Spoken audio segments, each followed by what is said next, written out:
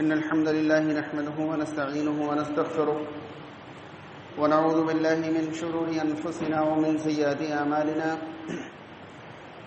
من يهدي الله فلا مضل له ومن يضلل فلا هادي له وأشهد أن لا إله إلا الله وحده لا شريك له وأشهد أن محمدا عبده ورسوله أما بعد فإن خير الحديث كتاب الله وخير الهدي هدي محمد صلى الله عليه وسلم وشر الأمور محدثاتها وكل محدثة بدعة وكل بدعة ضلالة وكل ضلالة في النار فأعوذ بالله من الشيطان الرجيم بسم الله الرحمن الرحيم يا أيها الذين آمنوا اتقوا الله حق تقاته ولا تموتن إلا وأنتم مسلمون يا أيها الناس اتقوا ربكم الذي خلقكم من نفس واحدة وخلق منها زوجها وبث منهما رجالا كثيرا ونساء واتقوا الله الذي تساءلون به والأرحام إن الله كان عليكم رقيبا يا أيها الذين آمنوا اتقوا الله وقولوا قولا سديدا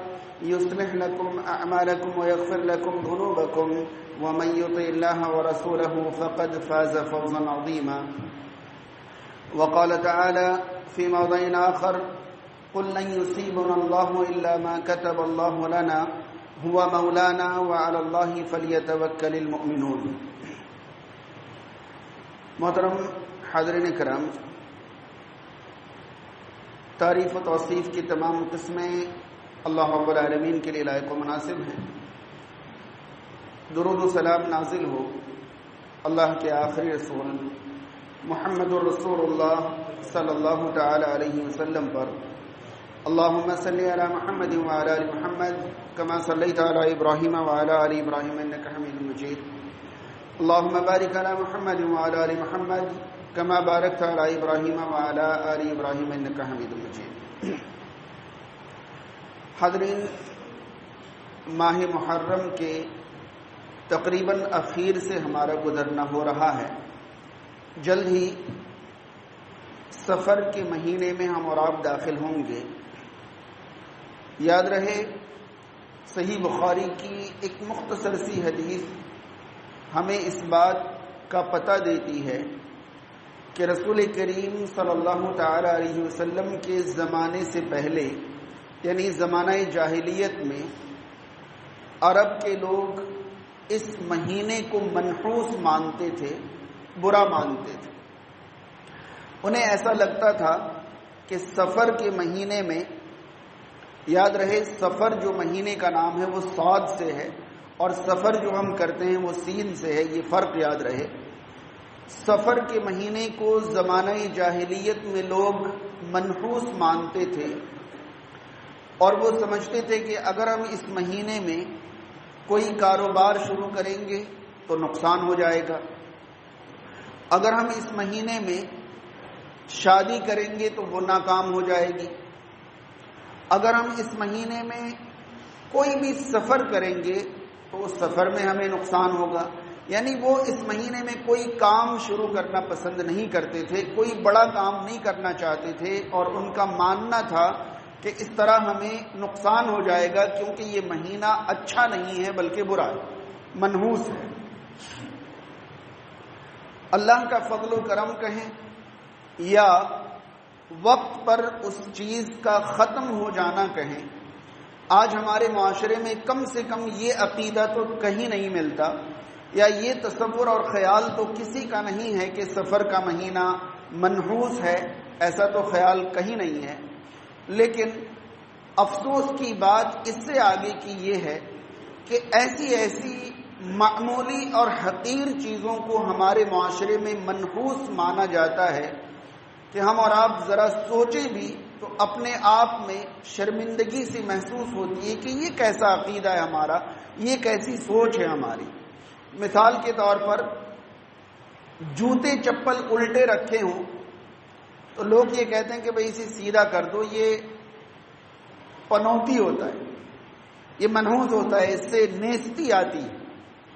اب آپ بتائیں کہ الٹے چپل بھی اگر انسان کی مقدر پر اثر کرنے لگے تو اس سے زیادہ جہالت اور اس سے بڑی نادانی اور کیا ہو سکتی ہے کہ ایک چپل بھی انسان کو نقصان پہنچانے لگا.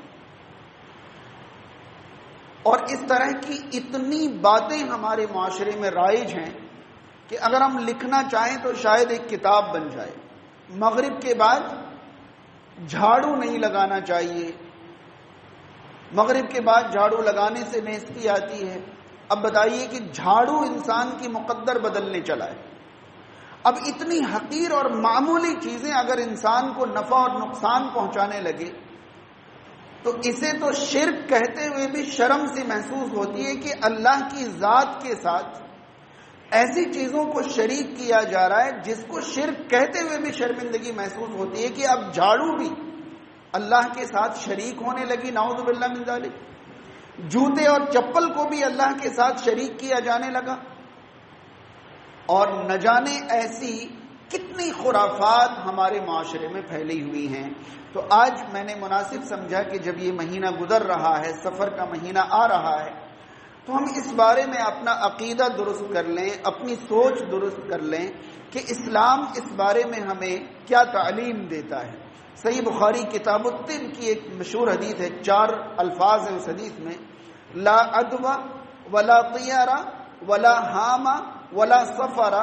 اس میں آخری لفظ جو ہے وہ سفر ہے کہ اسلام میں چھوت چھات نہیں ہے، اسلام میں بدشگونی نہیں ہے، اسلام میں الو کا کوئی اثر نہیں ہے، اور اسلام میں سفر کے مہینے سے بدشگونی لینا جائز اور درست نہیں ہے. الو والا معاملہ آج بھی ہمارے معاشرے میں موجود ہے. لوگ الو کو منحوس سمجھتے ہیں. اللہ تعالیٰ کی ایک مخلوق ہمارے لیے نفع نقصان کا سبب کیسے بن جائے گی؟ جس طرح اللہ نے اور پرندے بنائے اسی طرح الو کو بنایا. اگر کسی گھر میں الو بیٹھ جائے کہ بھائی یہ تو بڑا برا ہوا، اب تو پتہ نہیں یہ گھر زلزلے کی زد میں آ جائے یا زمین میں دھنس جائے، کچھ نہیں پتا. اب اس الو کو کیا پتا کہ کون سے گھر میں بیٹھنا ہے اور کون سے گھر میں نہیں بیٹھنا ہے؟ اسے تو جہاں مناسب لگا وہاں اس نے آرام کر لیا، وہاں اس نے جگہ لے لی. لہذا حدیث میں لفظ کے ساتھ موجود ہے کہ الو کو برا سمجھنا یا الو سے بدشگونی لینا یہ اسلام میں نہیں ہے. آگے بڑھیں. اسلام میں عقیدے کی اس بارے میں جو بنیاد ہے وہ ایک آسان سا لفظ ہے، اور وہ لفظ یہ ہے کہ نفع اور نقصان کا مالک صرف اللہ تعالی ہے.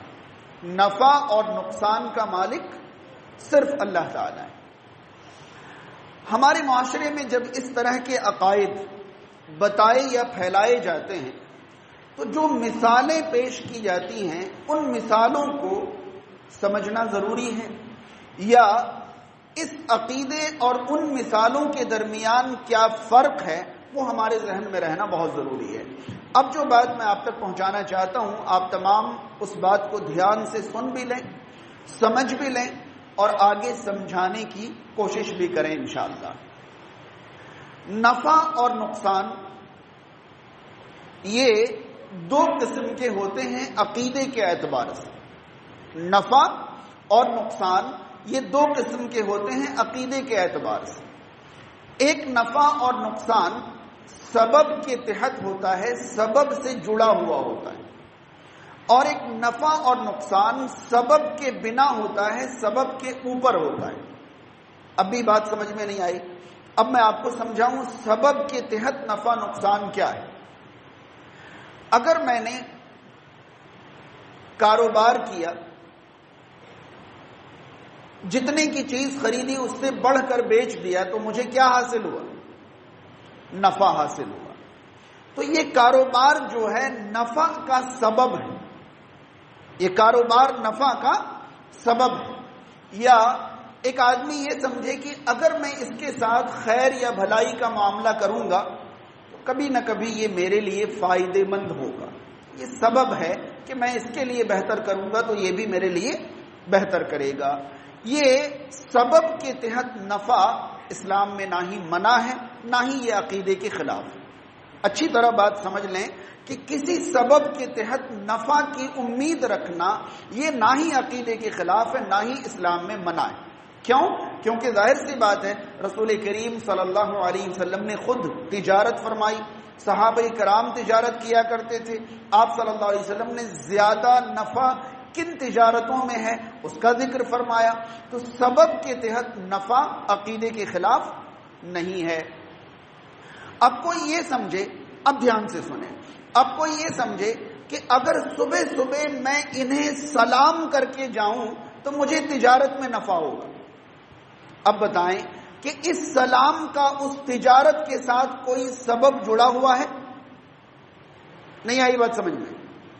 ایک بات یہ تھی کہ میں یہ تجارت کروں گا تو مارکیٹ میں اس کی ڈیمانڈ ہے، زیادہ دکانیں اس کی نہیں ہیں، میں یہ تجارت کروں گا تو مجھے نفع ہوگا. یہ امید آپ رکھیں، یہ سبب کے تحت ہے کہ آپ تجارت کریں گے آپ کو نفع ہوگا.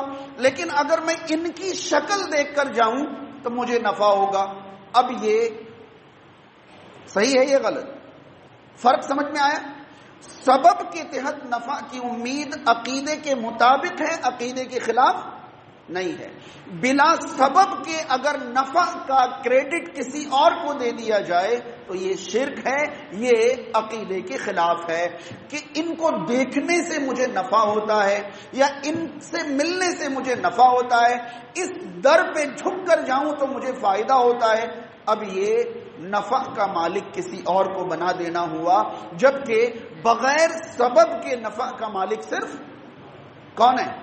اللہ تعالیٰ. اب نقصان، ظاہر سی بات ہے، یہ لکڑی ہے، اگر یہ انتہائی سیل کی جگہ پر، انتہائی تر جگہ پر اس کو لگا دیا جائے تو اس میں دیمک لگ جائے گا، اس میں نقصان ہو جائے گا. اب ہم ایک نقصان سے ڈر رہے ہیں اور اسے سکھا کر رکھنا چاہتے ہیں، تو یہ دیمک سے ڈرنا شرک ہوا یا نہیں ہوا؟ بات سمجھ میں نہیں آ رہی. دیمک لکڑی کو نقصان پہنچاتا ہے، یہ سبب ہے، تو دیمک سے ڈرنا یہ شرک نہیں ہوگا. بات سمجھ میں نہیں آ رہی کسی طرح. سبب اور بغیر سبب والی بات نہیں سمجھ میں آئی. پھر سے سمجھاؤں، میں ایک چیز کم میں خریدوں زیادہ میں بیچوں، فائدہ ہوگا یا نہیں ہوگا؟ تو یہاں فائدہ ہونے کا سبب تجارت ہے یا کسی کی شکل ہے؟ اور تجارت سبب ہے فائدہ ہونے کا، تو تجارت سبب کے تحت فائدے کی امید رکھیں، کوئی حرج نہیں. لیکن اگر میں کہوں کہ میں اپنی بڑی والی بیٹی کی شکل دیکھ کر جاتا ہوں تو بڑا فائدہ ہوتا ہے، اب بڑی والی بیٹی کا تجارت سے کوئی تعلق ہے نہیں. اب میں نفع کا مالک اس کی شکل کو بنا رہا ہوں، یہ عقیدے کے خلاف، یہ عقیدے کے خلاف ہے. یہ بہت لکی ہے میرے لیے، بات سمجھ رہے ہیں؟ انسان کہتا ہے کہ یہ بہت لکی ہے، یہ کلر بہت لکی ہے، یہ جوتا بہت لکی ہے، یہ شرٹ بہت لکی. کیا مطلب ہوتا ہے کہ سارے آپ کے فائدے، جوتے، چپل، ٹائی، گھڑی اور انگوٹھی اور کنگھی اور یہی ساری چیزیں آپ کو نفع پہنچاتے ہیں؟ بھائی آپ نے جوتے چپل پہننے کے لیے خریدے تھے یا نفع نقصان کے لیے خریدے تھے؟ نفع کا مالک اللہ تعالیٰ ہے. ہاں سبب کے تحت آپ نفع کی امید رکھیں، یہ ایک منطقی ہے، لاجیکل ہے، کوئی مسئلہ نہیں. لیکن بغیر سبب کے نفع کا اختیار صرف اللہ کو حاصل ہے. جو چیزیں نقصان پہنچاتی ہیں، جو چیزیں نقصان پہنچاتی ہیں، پتہ نہیں میں نے مثال مشکل دے دی کیا؟ میں نے دیمک کی مثال دی. سب کو معلوم ہے کہ اگر یہ چیز ایسے رکھی جائے تو اس میں دیمک لگ جائے گا، نقصان ہو جائے گا. لہذا اس کو سکھا کر رکھنا، دیمک سے بچانا، نقصان سے ڈرنا، یہ شرک نہیں ہے، کیونکہ یہ سبب کے تحت ہے. کیونکہ یہ ایک جھاڑی دار جگہ میں آپ ڈر ڈر کر قدم بچا بچا کر چلتے ہیں کہ کوئی کیڑا نہیں کاٹ لے، کوئی سانپ نہیں کاٹ لے. یہ شرک ہوگا یا نہیں ہوگا؟ نہیں ہوگا، کیونکہ وہاں جھاڑی ہے، کیڑے مکوڑے ہو سکتے ہیں، سانپ بچھو ہو سکتے ہیں. اب آپ اپنے آپ کو بچا رہے ہیں، یا تو وہاں نہیں جا رہے ہیں اور جانا پڑے تو بڑا سنبھل سنبھل کر ڈر ڈر کر جا رہے ہیں. یہ ڈر سبب کے تحت ہے، لہذا یہ عقیدے کے مطابق ہے، اس میں کوئی حرج نہیں ہے. لیکن آپ کسی جگہ سے گزر رہے ہیں اور آپ سوچ رہے ہیں اگر میں ان کو ہاتھ جوڑے بغیر گزر گیا تو میری خیریت نہیں. اب یہ عقیدے کے مطابق ہے یا عقیدے کے خلاف ہے؟ ان کو ہاتھ جوڑے بغیر آپ گزر گئے تو آپ کو وہ نقصان پہنچا دیں گے. اب آپ نے نقصان کا مالک کس کو بنا دیا؟ فلاں کو بنا دیا، فلاں کو بنا دیا. تو یاد رہے، سبب کے تحت فائدے کی امید رکھنا کوئی حرج نہیں، سبب کے تحت نقصان سے ڈرنا کوئی حرج نہیں، لیکن بغیر سبب کے نفع کو جوڑ دینا یہ عقیدے کے خلاف ہے، اور بغیر سبب کے نقصان سے ڈرنا یہ عقیدے کے خلاف ہے۔ میں نے یہ بات اس لیے سمجھائی ہے کہ جب بھی ہم کہتے ہیں کہ نفع اور نقصان کا مالک صرف اللہ ہے، اللہ کے علاوہ کسی سے نفع اور نقصان کی امید یا ڈر نہیں رکھنا چاہیے، تب لوگ مثالیں پیش کرتے ہیں سبب والی۔ کون سی مثالیں پیش کرتے ہیں؟ اللہ کے علاوہ کسی سے نہیں ڈرنا چاہیے، کن پٹی پہ بندوق رکھوں گا تب پتا چلے گا ڈرنا چاہیے یا نہیں ڈرنا چاہیے۔ بھائی یہ بندوق جو ہے اس کے اندر سے گولی نکلتی ہے، یہ انسان کی جان لے لیتا ہے، یہ ہمیں معلوم ہے، یہاں ڈرنے کا سبب ہے، اس سے میں ڈر رہا ہوں، تو یہ ڈر سبب کے تحت ہے۔ اگر کوئی کہے کہ فلاں صاحب کو سلام نہیں کرو گے تو وہ یوں چٹکی میں اڑا دیں گے، میں نہیں ڈرتا، اڑواؤ، کوئی سبب نہیں، میں کیوں ڈروں؟ لیکن اگر کوئی چاقو میری گردن پر رکھے اور کہے کہ میں اب تجھے ریت دوں گا، ذبح کر دوں گا، تو مجھے ڈر لگے گا۔ سبب ہے کہ چاقو انسان کو کاٹ دیتا ہے، تو سبب کے تحت ڈرنے والی مثالیں دی جاتی ہیں، اور ڈرایا کس سے جاتا ہے؟ بغیر سبب والی چیزوں سے ڈرایا جاتا ہے۔ اس لیے میں نے یہ سمجھایا کہ اسلام یہ بنیادی عقیدہ ہمیں دیتا ہے کہ نفع اور نقصان کا مالک صرف کون سا والا نفع اور نقصان؟ بغیر سبب، بغیر کسی سبب کے۔ اب میں پھر سے سمجھاؤں آپ کو، میں یہاں کھڑا ہوں، اللہ چاہے تو ابھی کے ابھی کھڑے کھڑے مجھے موت دے دے، کس کے لیے ممکن نہیں؟ اور اگر میں یہ عقیدہ رکھوں کہ اگر فلاں بابا چاہے تو کھڑے کھڑے ابھی مجھے گرا دے اور موت دے دے، صحیح عقیدہ ہے میرا؟ نہیں۔ بغیر کسی سبب کے اگر میں ڈروں گا، چلتے پھرتے اٹھتے بیٹھتے، کاروبار کرتے، کھاتے پیتے، رشتہ ناتا کرتے، سفر کرتے، ملاقات کرتے، کچھ بھی کرتے، بغیر کسی سبب کے اگر میں ڈروں گا تو صرف اللہ تعالی، بغیر کوئی سبب نہیں، کوئی ذریعہ نہیں، مگر وہ مجھے نقصان پہنچا سکتا ہے، کیونکہ وہ میرا مالک ہے، وہ میرا خالق ہے، اس کے ارادے اور اختیار کے باہر میں کبھی جا نہیں سکتا۔ بغیر کسی ذریعے کے مجھے جس ذات سے ڈرنا ہے وہ صرف اللہ، اور بغیر کسی سبب کے نفع کی امید رکھنی ہے تو صرف اللہ تعالیٰ سے رکھنی ہے۔ اللہ تعالیٰ بغیر کسی سبب کے جب چاہے، جہاں چاہے، جیسے چاہے مجھے فائدہ پہنچا سکتا ہے، مجھے نفع پہنچا سکتا ہے۔ تو یہ نفع اور نقصان سبب کے تحت کوئی مسئلہ نہیں، بغیر سبب کے اس کا حقدار صرف اللہ تعالیٰ ہے۔ اگر یہ بات ہماری سمجھ میں آ جائے تو عقیدہ ہمارے لیے بہت آسان ہو جاتا ہے، کیونکہ سبب اور بغیر سبب ہی ہمیں سب سے زیادہ کنفیوز کرتا ہے۔ آپ نے مثالیں سنی ہوں گی کہ ہر جگہ انسان ہر بات سے ڈر رہا ہوتا ہے اور زبان سے کہتا ہے کہ اللہ کے علاوہ کسی سے نہ ڈرو۔ قرآن مجید سورہ اعراف آیت نمبر 188، اللہ رب العالمین فرماتا ہے، قل لا املک لنفسی ضرا ولا نفعا الا ما شاء اللہ۔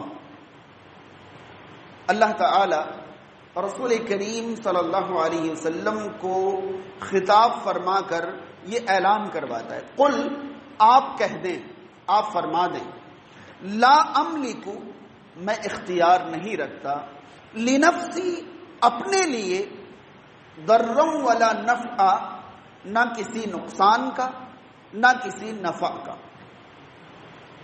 قل لا املک لنفسی ضرا ولا نفعا، اے رسول کریم صلی اللہ علیہ وسلم آپ فرما دیجئے میں اپنے لیے بھی کسی نقصان اور نفع کا اختیار نہیں رکھتا، الا ما شاء اللہ، مگر جو اللہ چاہے، مجھے اللہ جو فائدہ پہنچانا چاہے میں وہ فائدہ حاصل کر سکتا ہوں، اور مجھے اللہ کی طرف سے نقصان جو مقدر کر دے وہ نقصان مجھے ہوگا۔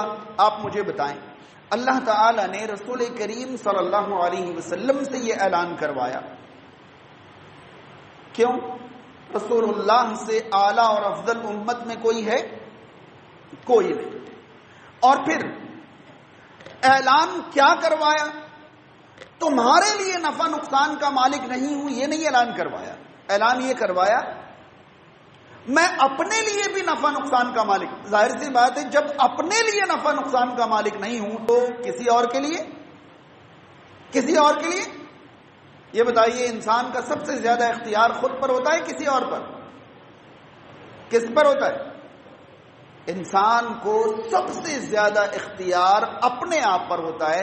ایک تو اللہ تعالی نے رسول اللہ سے اعلان کروایا اور پھر اپنے بارے میں اعلان کروایا کہ آپ فرما دیں میں اپنے لیے بھی کسی نقصان اور نفع کا مالک نہیں ہوں مگر جو اللہ چاہے. اب اس کے بعد کچھ باقی رہتا ہے. کتنے ایسے لوگ ہیں ہمارے معاشرے میں جو چلتے پھرتے یہ سمجھتے ہیں اگر اس دروازے پہ سلام نہیں کیا تو میری خیریت نہیں ہوگی، اگر یہاں جھکا نہیں تو مجھے نقصان ہو جائے گا، اگر اس دروازے پر بڑھتے ہوئے میں نے یہ نہیں کیا تو مجھے نقصان پہنچا دیں گے. اب نفع اور نقصان آپ کس کی طرف ڈال رہے ہیں؟ اور پھر یہ بھی عقیدہ ہوتا ہے کہ اگر صبح صبح میں یہاں حاضری دے کر آگے بڑھوں تو مجھے فائدہ ہو جائے گا. تو حاضری پر فائدے کی امید اور گستاخی پر نقصان کا ڈر، یہی تو اسلام کے خلاف ہے عقیدہ. یہی تو اسلام نہیں چاہتا. اسلام نے یہ نہیں سکھایا کہ بغیر سبب کے نفع کی امید صرف اللہ سے رکھیں.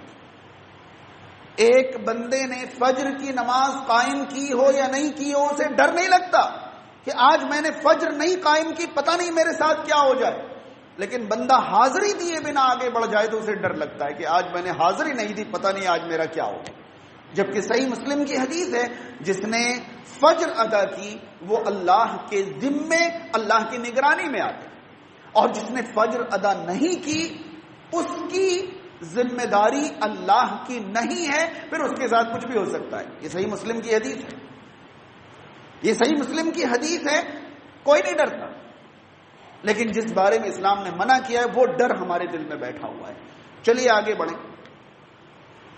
قرآن مجید سورہ توبہ کی آیت نمبر 51 میں اللہ رب العالمین نے فرمایا. یاد رہے سورہ آراف کی آیت نمبر 188 جو ہے وہ میں نے صرف ایک حصہ آپ تک پہنچایا کیونکہ اگلا حصہ عنوان سے متعلق نہیں تھا.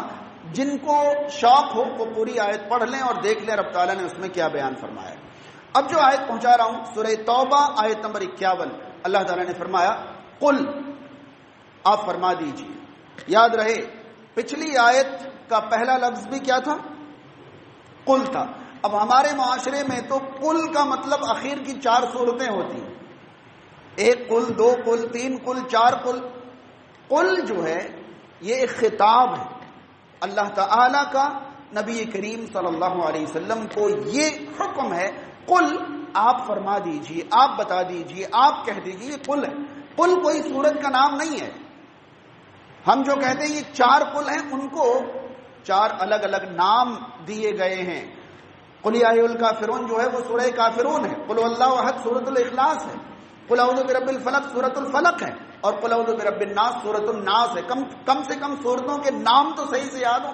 آخر کے 2 قل یاد ہیں مجھے، یہ کیسا نام ہوا؟ بہرحال پچھلی آیت جو پہنچائی میں نے وہ بھی قل سے شروع تھا. قل لا املک لنفسی نفعا ولا ضرا، آپ فرما دیجئے کہ میں اپنے لیے بھی کسی نفع اور نقصان کا مالک نہیں ہوں. اب جو آیت آپ تک پہنچائی جا رہی ہے سورہ ہود آیت نمبر 51 اللہ تعالیٰ نے فرمایا قل، آپ فرما دیجئے لن یصیبنا، ہمیں ہرگز کوئی مصیبت نہیں پہنچ سکتی. لن جو عربی سے دلچسپی رکھنے والے لن سختی سے کسی چیز کا انکار کرنے کے لیے آتا ہے. اللہ تعالی اپنے بارے میں جگہ جگہ قرآن مجید میں فرماتا ہے لن یخلف اللہ وعدہ، اللہ اپنے وعدے کی مخالفت ہرگز نہیں کرے گا. سختی سے کسی چیز کا انکار کرنا ہو تب لن استعمال ہوتا ہے. رب تعالیٰ نے فرمایا قل، آپ فرما دیجئے لن یصیبنا، ہرگز ہمیں مصیبت نہیں پہنچ سکتی الا ما کتب اللہ لنا، مگر اتنا ہی جتنا اللہ نے ہمارے لیے لکھ دیا ہے. جتنا اللہ نے ہمارے لیے لکھ دیا، جو ہماری مقدر میں رب نے طے کر دیا ہے اس کے علاوہ کوئی مصیبت لن یصیبنا، کوئی مصیبت ہمیں نہیں پہنچ سکتی. وعلی اللہ فلیتوکل المؤمنون، اور مؤمنوں کو چاہیے کہ صرف اللہ پر توکل رکھیں. یہ حکم ہے اللہ تعالیٰ کا. مومنوں کو چاہیے صرف اللہ پر، اللہ میں اللہ پہلے لا کر حصر پیدا کر کے یہ واضح کیا گیا کہ اللہ پر ہی مومنوں کو چاہیے کہ توکل رکھیں. اور یہ اللہ ہی پر کیا مطلب؟ ہی جس جملے میں آ جائے اس جملے میں کوئی شامل نہیں ہو سکتا. آ رہی بات سمجھ میں تو فلاں سے ہی بات کروں گا. کتنے لوگ مراد ہوں گے؟ کتنے لوگ مراد ہوں گے؟ اور کوئی شامل ہوا اس میں؟ جب ہی آ گیا تو نہ انبیاء شامل، نہ اولیاء شامل، نہ فرشتے، نہ ملائک، نہ کوئی. وَعَلَى اللَّهِ فَلْيَتَوَكَّلِ الْمُؤْمِنُونَ. مؤمنوں کو چاہیے وہ اللہ پر ہی توکل کریں. کس بارے میں؟ مصیبت کی بات چلی ہے پیچھے، اور مصیبت نہ آئے تو نفع ہے اور آئے تو نقصان ہے. نفع اور نقصان کے بارے میں مؤمنوں کو چاہیے کہ وہ اللہ پر ہی بھروسہ کریں، اللہ پر ہی توکل رکھیں. اور آگے بڑھیں. قرآن مجید سورہ فاطر آیت نمبر 4 کے اندر اللہ رب العالمین نے فرمایا ما یفتح اللہ للناس من رحمت فلا ممسک لها. اگر اس کے بعد بھی بات ادھوری رہ جائے یا سمجھ میں نہ آئے تو اللہ تعالیٰ ہی ہمیں سمجھائے. ما یفتح اللہ للناس من رحمت فلا ممسک لها. اللہ لوگوں کے لیے جو رحمت کھول دے اسے کوئی روک نہیں سکتا، اسے کوئی روک نہیں سکتا. ما یفتح اللہ للناس من رحمہ، کوئی بھی رحمت ناس کے لیے، لوگوں کے لیے اللہ کھولے، فلا ممسک لہا، اسے روکنے والا کوئی نہیں. اور ومن یمسک فلا مرسل لہ من بعدہ. اور اگر کسی پر اللہ اپنی رحمت روک دے تو اس کے بعد کوئی اسے چھوڑنے والا نہیں. بات سمجھ رہے ہیں؟ اللہ کسی پر رحمت کرنا چاہے کوئی روکنے والا نہیں، اور اللہ کسی پر رحمت نہیں کرنا چاہے کوئی رحمت کرانے والا نہیں. یاد رہے سورہ فاطر آیت نمبر 4 کے اندر اللہ رب العالمین نے یہ فرمایا. اب بھی نفع نقصان کا مالک کوئی اور ہے. ہم اچھی طرح سمجھ لیں، ماہ سفر کو منحوس سمجھتے تھے، بدشگونی لیتے تھے. بدشگونی لینے کا مطلب ہوتا ہے انسان کسی کام کا ارادہ کر لے، پھر کسی بات پر، کسی حرکت پر، کسی اشارے پر اپنا کام چھوڑ دے. یہ بدشگونی لینا ہوتا ہے. بات سمجھ رہے ہیں؟ انسان گھر سے نکلا، بلی نے راستہ کاٹ دیا، اس نے جانا کیا کر دیا؟ چھوڑ دیا کہ ارے بلی نے راستہ کاٹ دیا، نقصان ہوگا. بتائیں تو بھلا بلی انسان کو نقصان پہنچا رہی ہے. کیسا عقیدہ ہے کہ نفع نقصان بلی کے اوپر ڈالے کہ بلی نے راستہ، وہ بیچاری کس نے ڈنڈا مارا ہوگا، کہاں جا کے جان بچا رہی ہوگی اپنا، وہ اپنی جان بچا نہیں پا رہی ہے اور آپ کو نقصان پہنچا گئی. واہ بھائی. ہاں کئی بار آپ بلی کو راستہ کاٹتے ہوئے دیکھیں تو خود اپنی جان بچا کے بھاگ رہی، کسی نے زور سے ڈنڈا مارا ہوتا ہے وہ جان بچا کے بھاگ رہی، اتفاق سے آپ کے سامنے سے نکل گئی. اب میرا برا ہو جائے گا، مجھے آگے نہیں بڑھنا. شاید آپ کو یہ معلوم ہو کہ بعض لوگ یہ بھی عقیدہ رکھتے ہیں کہ بلی راستہ کاٹ دے تو آگے نہیں بڑھنا ہے. کب تک؟ جب تک ادھر سے کوئی گزر نہیں جائے، اس کی کاٹ کوئی نہ کر دے تب تک آگے نہیں بڑھنا ہے. کیسے عقیدے ہیں، کیسے عقیدے ہیں؟ عرب کے لوگ کس طرح کی بدشگونیاں لیتے تھے میں آپ کو بتاؤں. پرندے رکھتے تھے. جب انہیں کوئی کام کرنا ہوتا تو وہ پرندہ اڑاتے تھے. اگر وہ پرندہ داہنی طرف اڑے تو وہ سمجھتے تھے کہ یہ کام اچھا ہو جائے گا، بائیں طرف اڑے تو وہ سمجھتے تھے برا ہوگا. میں نے اس سے پہلے بھی آپ کو بتایا تھا کہ وہ لوگ تیر رکھتے تھے، 3 تیر رکھتے تھے اندھیرے میں. خود ہی ایک تیر میں لکھتے تھے افعل کرو، ایک تیر میں لکھتے تھے لا تفعل نہ کرو، اور ایک تیر خالی چھوڑ دیتے تھے. جب بھی انہیں کوئی کام کرنا ہوتا تھا اندھیرے میں جاتے اور ایک تیر نکال کے لاتے، اور اجالے میں کیا نکلا؟ افعل کرو. ارے اچھا کام ہے، کر لینا چاہیے. یعنی اب وہ تیر طے کرے گی کہ ان کا کام اچھا ہوگا یا برا ہوگا. اور اگر لا تفعل نکلا تو نہیں کرتے تھے، اور خالی تیر نکلی تو ٹرائی اگین ہوتا تھا، دوبارہ کوشش کرتے تھے کہ پھر سے بری ہوئی تیر نکال کر لاؤ۔ آج تیروں سے قسمت معلوم کرنے کا معاملہ نہیں ہے الحمدللہ، لیکن انا للہ سکے ہماری قسمت کے فیصلے کر۔ جہاں رسول کریم صلی اللہ علیہ وسلم نے ہر اہم کام کے لیے استخارہ کی تعلیم دی تھی، وہ استخارہ تو ہم نے جنے کیا سے کیا بنا دیا استخارہ کو، اور کن سے کروانے لگے، آن لائن کروانے لگے، اور کیا کیا بنا دیا اس کو۔ لیکن کوئی اہم کام کرنا، ہیڈ آئے گا تو کروں گا، ٹیل آئے گا تو۔ اب وہ روپے 2 روپے کے سکے ہماری قسمت کا فیصلہ کر رہے ہیں۔ اس سکے کا بیچارے کا کیا قصور؟ وہ تو جدھر گرنا تھا گر گیا، اس کو خود اختیار نہیں ہے کہ وہ جدھر چاہے ادھر گر جائے۔ وہ تو جس حال میں اس کو سرفیس مل جائے، سطح مل جائے، اسی حال میں وہ لینڈ کر لے گا۔ اب اس سے قسمت کے فیصلے اور عجیب و غریب طریقے سے لوگ قسمت کے فیصلے کرتے ہیں۔ یہ عقائد میں سے نہیں، یہ اسلامی عقائد کی تعلیمات میں سے نہیں ہے۔ اس کے بعد آگے بڑھیں تو آپ کو حیرانی ہوگی، ایسی بدشگونی ہمارے معاشرے میں پھیلی ہوئی ہے۔ نکاح کے موقع پر نکاح سے پہلے ہی دلہن کے لیے جوڑے کٹوائے جاتے ہیں۔ یہ جوڑے کون کاٹتی ہیں؟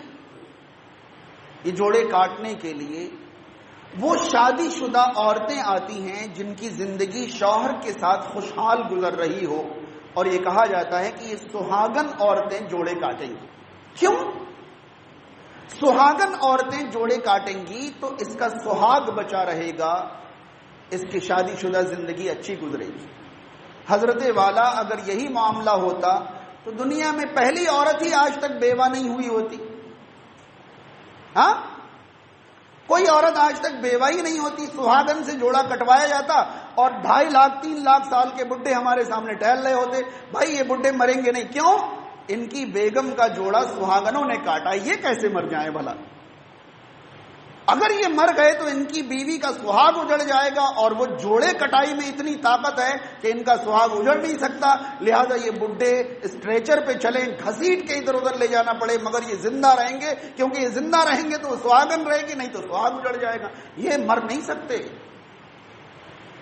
ہمیں آپ کو بتاتے ہوئے کیا کہوں کہ کیا محسوس ہو رہا ہے ہمارے غیر مسلم بھائیوں میں۔ پہلی سے آخری تک جتنی شادیاں ہوتی ہیں وہ سب ان کے ماہر پنڈت شبھ مہورت نکال کر کرواتے ہیں۔ کیوں نکلواتے ہیں؟ وہ سمجھتے ہیں کہ اس مہورت میں، اس خاص موقع پر اگر ان کا نکاح ہوا تو ان کا نکاح۔ اب یہ بتائیے کہ ہمارے برادران کی شادیوں کے بعد کھٹ پٹ، لڑائی جھگڑے، ان بن ہوتی ہے یا نہیں ہوتی؟ تو جن کی ہوتی ہے کیا ان کا مہورت نہیں نکالا گیا تھا؟ کیونکہ مہورت کے بنا تو ان کے یہاں شادی ہوتی ہی نہیں ہے۔ نکالا گیا تھا نہیں نکالا گیا؟ اور یہ مہورت نکالنے کی بات تو بہت بعد پہ آتی ہے، اس سے پہلے دونوں کی کنڈلی ملائی جاتی ہے۔ وہ کنڈلی ملے گی تو ان کا گھر چلے گا۔ سارے کے سارے ملانے کے باوجود آگے گھر بگڑ جاتا ہے۔ کہاں نفع نقصان کو ہم جوڑے دے رہے؟ سہاگنیں جوڑا کاٹیں گی تو میری بیٹی سہاگن رہے گی؟ یہ کیسا عقیدہ ہے ہمارا؟ یہ کیسی بدشگونی؟ اور اس کے بعد کیا ہوتا ہے؟ گود بھرائی ہوتی ہے۔ گود بھرائی ہوگی تو دلہن کو کیا ہوگا؟ اولاد نصیب ہوگی۔ گود بھرائی نہیں ہوگی تو اولاد نصیب۔ کتنی ایسی عورتیں میں آپ کو دکھا دوں جو گود بھروا کر آئی تھی مگر آج گود خالی ہے ان کی۔ 2 سال 5 سال 10 سال 20 سال ہو گئے مگر آج تک گود خالی ہے۔ اور آپ کو کتنی کروڑ ایسی عورتیں دکھا دوں جن کی گود نہیں بھری گئی مگر ان کی گود میں بچے کود پھاند رہے ہیں۔ کتنی ایسی، پھر بھی پورا معاشرہ اس بات کا عقیدہ رکھتا ہے کہ گود بھرائی نہیں ہوگی تو اولاد نہیں۔ اگر گود بھرائی سے ہی اولاد ہونی ہو تو گود بھروا کر بیٹی کو گھر ہی رکھ لینا، پھر سسرال بھیجتے ہی کیوں؟ شاید بات نہیں سمجھ میں آئی۔ اگر گود بھرائی سے ہی اولاد ہونی ہے تو گود بھروائیں اور گھر ہی رکھ لیں، پھر اس کو شوہر کے ساتھ سسرال بھیجنے کی کیا ضرورت ہے اگر اسی کے ذریعے اولاد ہونی ہے تو؟ یہ سارے بدعقیدگی ہیں اور یہ ہمارے معاشرے کی رگوں میں شامل اور داخل ہے. نہ جانے ہم میں سے کتنے لوگوں نے یہ سب ہوتے ہوئے دیکھا ہوگا اور کتنے لوگوں نے کیا اور کروایا ہوگا. بنیادی عقیدہ اسلام کا یاد رہے, نفع اور نقصان کا مالک صرف سبب کے تحت نفع کہیں سے بھی حاصل ہو سکتا ہے, سبب کے تحت نقصان کہیں سے بھی ہو سکتا ہے, لیکن جو عورتیں جوڑا کاٹ رہی ہیں ان عورتوں کا اس لڑکی کی شادی چلنے اور نہ چلنے سے کوئی تعلق ہے؟ تو یہ تو بغیر سبب کے نفع کی امید ہو گئی نا, بغیر سبب کے ہوئی ہے نہیں. جو عورتیں گود بھر رہی ہیں ان عورتوں کا دلہن کی اولاد سے کوئی کنیکشن ہے؟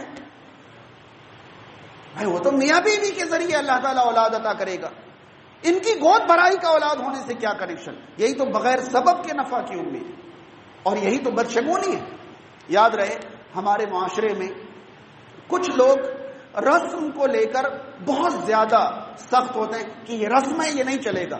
اسلام نے رسم سے منع نہیں کیا, وہ رسم اسلام میں ناپسندیدہ ہیں, برے ہیں, حرام اور منع ہیں جن رسموں میں کوئی ایک حصہ بھی اسلام کی تعلیمات سے ٹکرائے, کوئی ایک حصہ بھی اسلام کی تعلیمات سے ٹکرائے. اور یہ گود بھرائی اور جوڑا کٹائی یہ سب تو عقیدے سے ٹکرانے والی, ان سے بری رسمیں, ان کو تو رسم کہا ہی نہ جائے بلکہ ان کو تو بدشگونی اور بدعقیدگی کہا جائے. اس کے پہلے کئی دن دلہنوں کو مخصوص جگہ پر مخصوص لباس میں بٹھایا جاتا ہے. کیا بٹھانا کہتے ہیں اس کو؟ مخصوص جگہ پر مخصوص لباس میں دلہن کو بٹھایا جاتا ہے. اور کچھ گھروں میں میں نے سنا ہے کہ باقاعدہ کچھ جڑی بوٹیاں آنچل میں باندھی جاتی ہیں اور پتہ نہیں ان کے بارے میں کیسا کیسا اجوائن باندھا جاتا ہے اور فلاں باندھا جاتا ہے اور پتہ نہیں کیسی کیسی چیزیں ہوتی ہیں.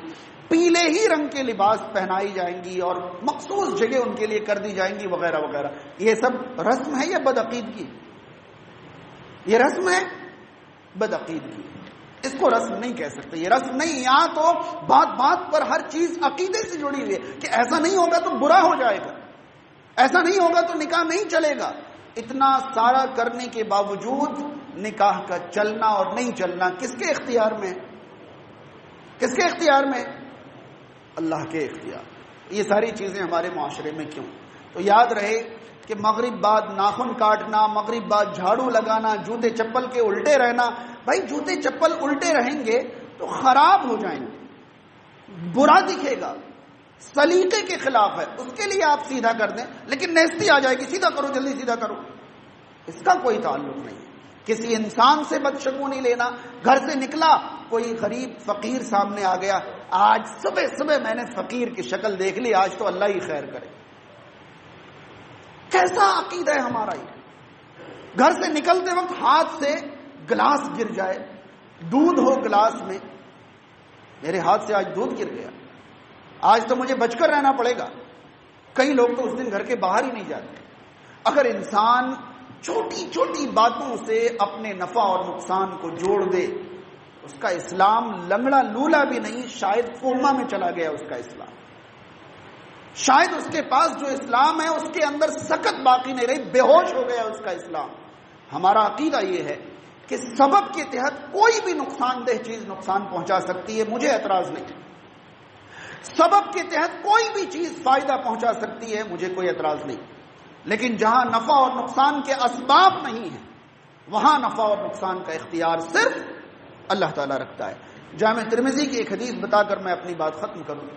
رسول کریم صلی اللہ علیہ وسلم نے عبداللہ بن عباس رضی اللہ تعالیٰ عنہما کو عقیدے کی کئی مضبوط باتیں سکھاتے ہوئے اخیر میں یہ فرمایا تھا, وَعْلَمْ أَنَّ الْأُمَّةَ لَوِ اجْتَمَعَتْ عَلَىٰ أَن يَنْفَعُوكَ بِشَيْءٍ لَمْ يَنْفَعُوكَ إِلَّا مَا كَتَبَ اللَّهُ لَكَ.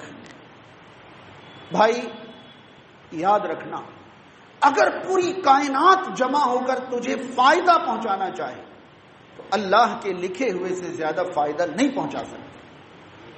وَلَوِ اجْتَمَعَتْ عَلَىٰ أَن يَضُرُّوكَ بِشَيْءٍ لَمْ يَضُرُّوكَ إِلَّا بِشَيْءٍ قَدْ كَتَبَ اللَّهُ عَلَيْكَ.